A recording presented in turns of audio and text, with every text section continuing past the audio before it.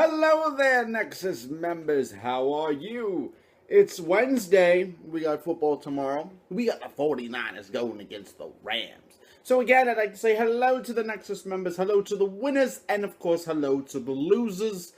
You are losers, but you are still winners right here. And that's all that matters, as long as you're winners right here. We're here for the recap and award show. Everybody loves the recap and award show because we recap last week and then we give out awards. And everybody loves an award. Sometimes you don't want to get these awards, but it happens. Let's start it off quick. We're going to start off with the first matchup. We got none other than the funky Medina's, and they're going against the Coney Island's finest. And you know what? It turns out that the Coney Island's finest, he got his first win, even though his first win was technically robbed, but he got his first win. And he demolished the Funky Medina's. Not only did he demolish them, he gave them, turns out, in the record books, the worst score ever in the NeXus Fantasy Football with a 56.9. God damn, dude. I was down 10. If you played me, I would be down by 9 on Thursday. That's how bad you were. You should be embarrassed. Oh my god. Because Sophia had the lowest with 71. And fucking Alex broke that shit. So that's pretty bad. And we're going to move on to the second matchup. We got me, the Smooth Effect, going against the Prodigy of Brooklyn, Brooklyn's Prodigy. She said she wanted to win. She really was doing her best. But it turns out that she was not going to beat me. And I win 153.25 to 97.55. She did pretty good, but there was no way you were going to take me out. I have a very tough team. She got a good team. But the guys didn't step up this week. And that's pretty much why you lose. Because guys don't step up and they don't play their game. And that's how it works. So that would make me 3-0, and Brooklyn's Prodigy, she's 0-3. Damn, but I see a couple of wins coming that way. Moving on to the next one, we got Strictly Hayes going against Mr. Rogers' Neighborhood. And funny enough, Strictly Hayes pulled it off. They won 139.3 to 97.6. It was actually crazy that even with Steven Jackson out, Omar pulled it off, got the victory, and there will not be a repeat of the undefeated streak last year from Mr. Rogers' Neighborhood. So, way to go. She gets her first loss, and they're both 2-1 now.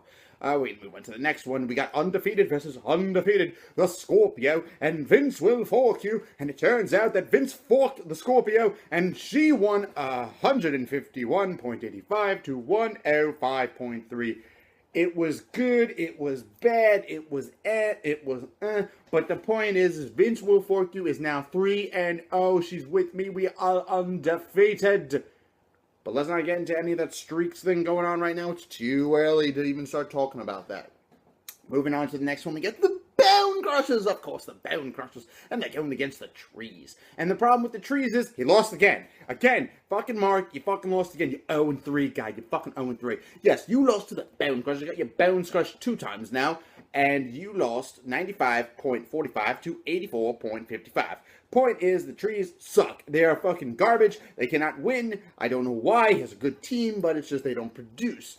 And the Bone Crushers now, they're 2-1, and Mark is 0-3. But then again, last year, Mark started off 0-2, and he made the playoffs. So, we don't know. But Mark needs to start turning it around now. Because you can't go 0-5.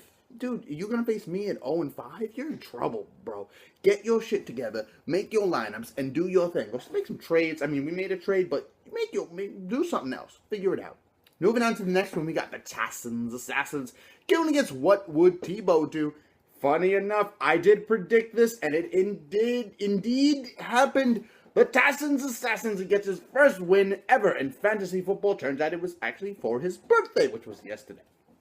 And he wins 125.45 to 95.4. The Tassans Assassin assassinated Tebow, which was done last year by the Jets, but the fact is, Erhan gets his first victory, and he's 1-2. And Victor, you lost. You're 1-2 as well, buddy. I'm sorry to hear that, and it must sting a little bit. Now, let's get into everybody's favorite part, the award show. Everybody loves the awards because it's awards. We're going to start off with the MVP. Don't ask any questions. That's right, motherfuckers. It's me. I fucking won MVP with 153.25. Sarah was right there yet again. Sarah's not winning the MVP. She's always like really close. She had 151.85, but because No Sean played in the first half, gave me my MVP, and decided he didn't want to play anymore. So thank you, No Sean Marino. I appreciate that. You gave me this MVP belt. Mostly, when the MVP wins the belt, they're supposed to have a little speech. I decided that I'm not going to have a little speech. What I'm going to do is I'm going to make you bask in this, because I know you already hate the fact that the commissioner himself won the MVP. So what I'm going to do now is just sit here for a couple of seconds, maybe a minute, and we're going to play my theme song. So kick that theme song. I hope you enjoy this. It's going to be fun for you. Check it out.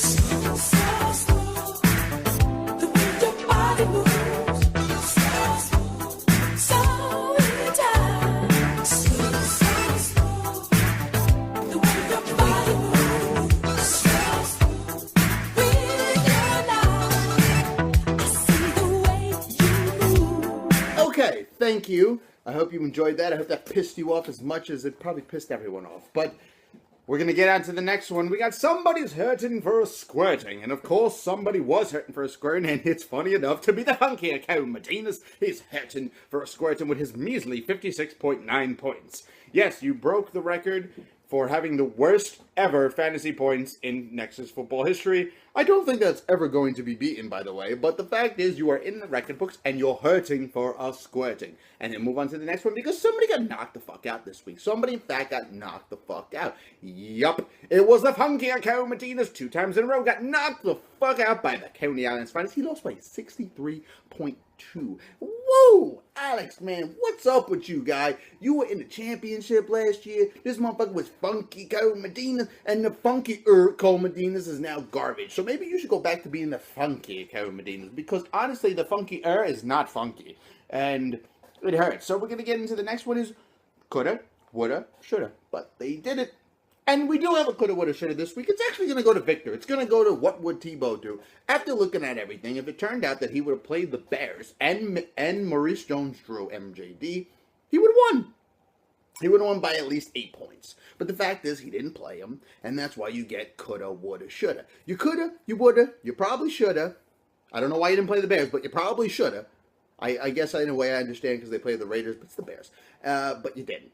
And you get the coulda, woulda, shoulda, and you lost because of that. So that is one major reason why. You need to check your lineups. You need to do your lineups. And you got to be smart with who you're playing. Because you got to remember, yeah, matchups are matchups, but sometimes teams, they surprise you. They do really good. So that is it for the recap and award show. I am, of course, your MVP this week, the commissioner. Oh, my belt almost fell. The MVP, the commissioner himself, the Smooth Effect. I am the MVP. I went to bed and woke up as the MVP. And I'll be back with none other than your week 4 predictions. Mine.